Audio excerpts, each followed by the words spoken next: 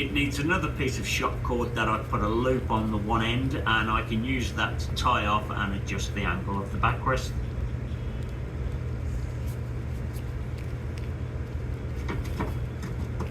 And that's it. It's been a lot of work, but the kayak is complete. I'm super happy with how it turned out, and if anyone's interested, it weighs 15.8 kilograms or just under 35 pounds. It's the end of the day and I took a few shots of the finished kayak. In the morning I'll put it in the water for its maiden voyage. And a massive thanks to Nick Sharder of Debridement Kayaks for sharing his knowledge, and without that I couldn't have achieved this project. I'll put a link to Nick's YouTube channel in the description, and if you have any interest in building a kayak or just watching good videos, then you really should check it out. We made an early start and got to a local lake just before sunrise. It's a very shallow lake with a sand bed and it's ideal for a first paddle.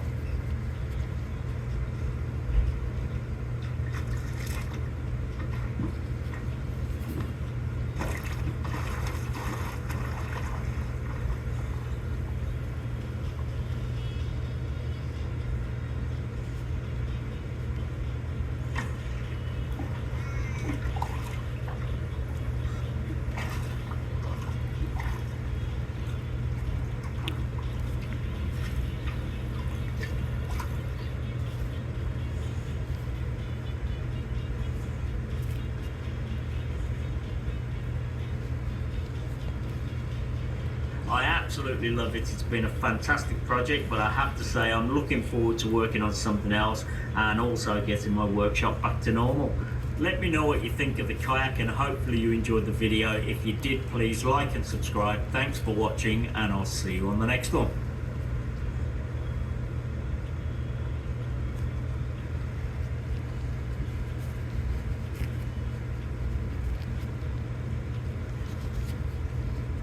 The plan in this video is to build 2 cedar strip kayaks in around 2 weeks. The design is the Petrol Play from Debridement Kayaks.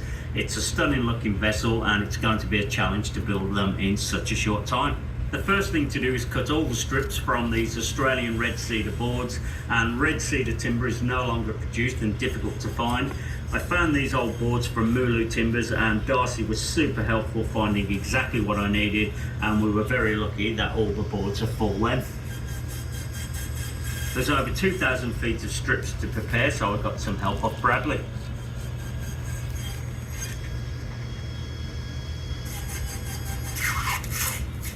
I won't be building the kayaks on my own, and some of you may remember Corin from the Kumiko gates we built last year. He'll be arriving soon and we're making a kayak each. I'm trying to get the strips prepared so we can get straight onto building when he gets here. Now that the strips are cut, I need to route a cove down one edge and a bead down the other. This joint will allow the strips to conform to the shape of the kayak and make the build a little easier. I'm running a bead on one edge first, and then I'm flipping the strips 180 degrees and then cutting the coves, and in the process I'm mixing up the strips to make them random and switching some of them end for end. That was a fair amount of work, but they're all done, and it was a big saving to mill them myself. For 2 kayaks it would have cost over 3,000 Australian dollars for pre-prepared strips, and these boards cost under 700. We bought the full-size plans to work off, and Corin has arrived too, so we'll start making the forms. We'll stick the templates onto 1/2-inch plywood and cut them out with a jigsaw and bandsaw. My hope with this video is to inspire anyone who fancies tackling this project to give it a go. I'm trying to be fairly thorough, but there's far too much information to fit into one video. So if you do want more info, then check out Nick's videos. He has a 23-part series of this kayak, and it's what we used alongside his books for this build. I'm staying slightly away from the line, and then we'll stand up to that and refine them.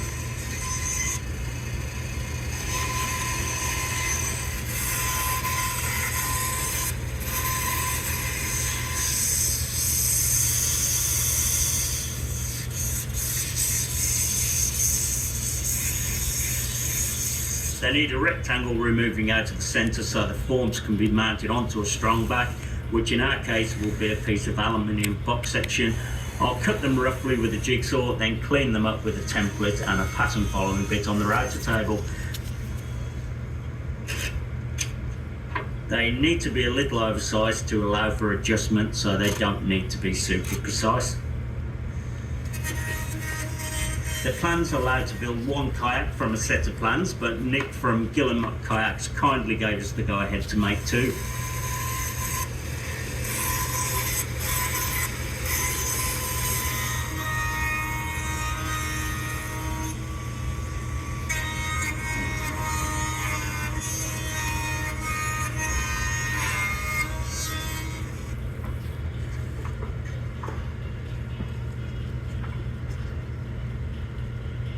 Off camera, we knock together these simple sawhorses, which we'll modify as we go.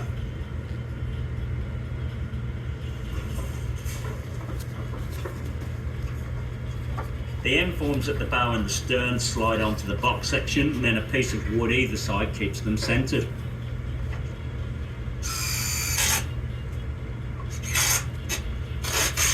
We made these spaces off camera to keep the forms the correct distance apart, with the centre one being a little different. This one is in two pieces, which is driven apart with wedges and locking all the forms and spaces together.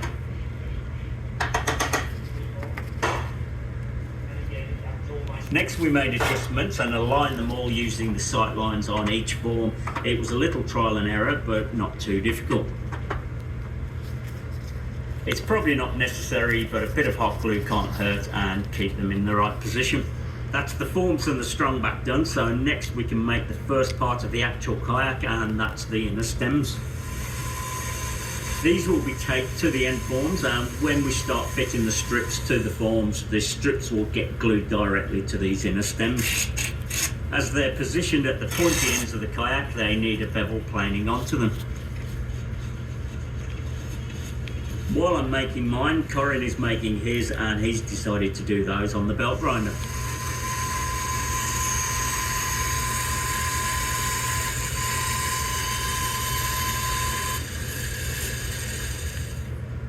Next, I'll continue the bevel onto the end forms.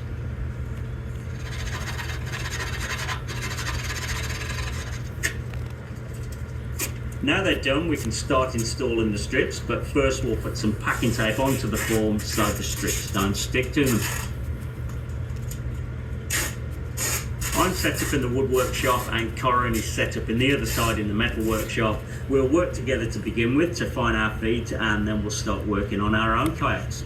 The first strips have to be bent into shape at the bow and the stern, and to help with the bend we're planning to taper about 4 feet onto each end, and I'm planing 4 strips together to make it easier, and that's 2 strips for each kayak.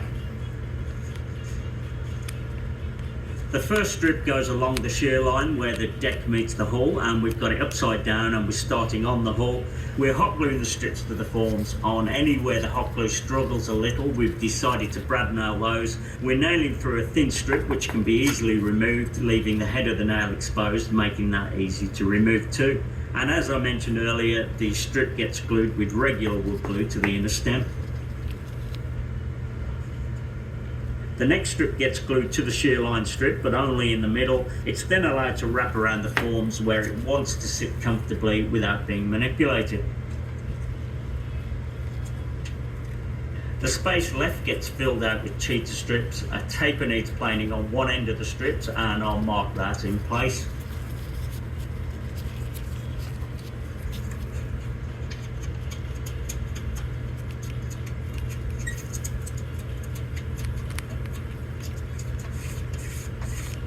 Once the taper has been established and I've done a test fit, it then needs to be planing onto the taper, and that's to fit into the cove of the shear line strip.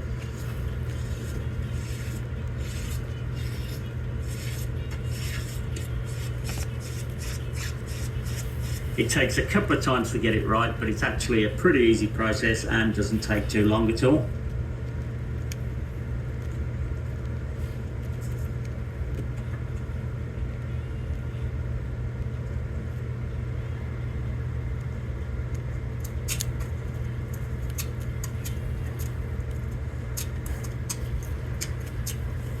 The first one does take the longest, then each taper gets shorter and it gets quicker.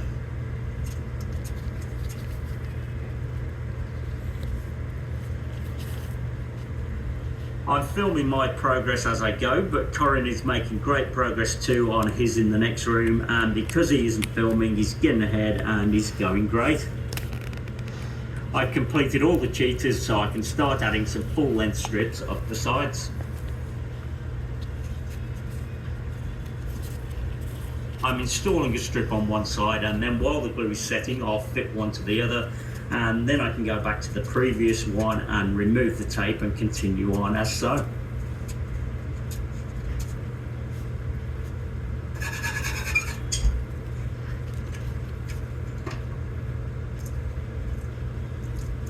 An easier way to strip a kayak is to staple the strips, but then you have to live with the holes. I'm trying to avoid that, but if the strip does need some manipulation to conform to the forms, mainly at the bow and the stern, then I'm happy to use the odd brad mount.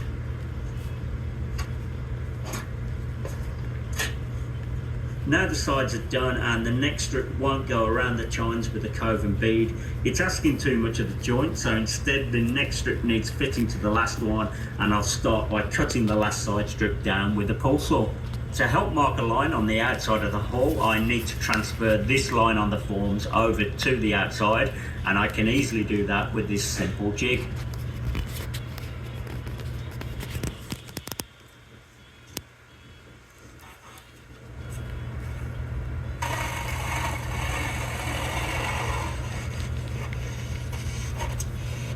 I'm cutting slightly away from the line and I'll plane down to it with a cool new tool that I've just bought, which is a side rabbit plane. As well as planing down to the line, it also needs a bevel to join the next strip, and the angle of the bevel is marked on each form and changes from form to form, making a rolling bevel. It sounds difficult, but it really isn't. With an adjustment here and there, it's done in no time. Now I can fit the next strip, and off camera I cut the bead off on the table saw, and using a block plane I can match the bevel from the previous strip.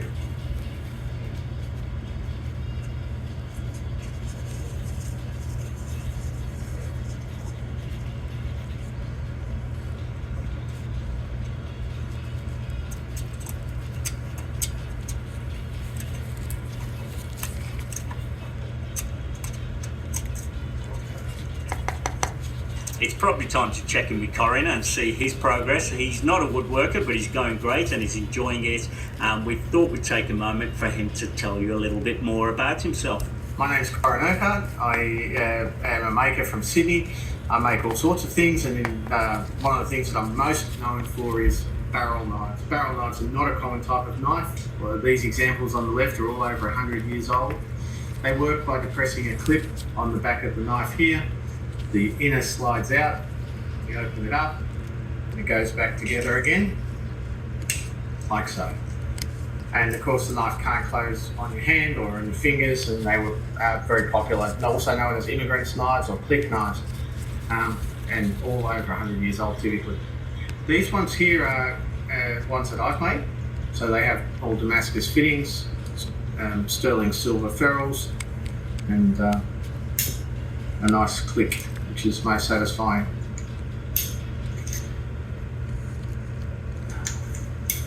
And another one here.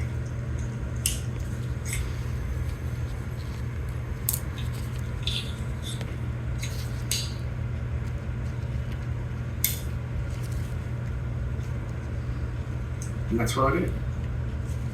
If anyone has any interest or questions about the barrel knives, then be sure to get in touch with him.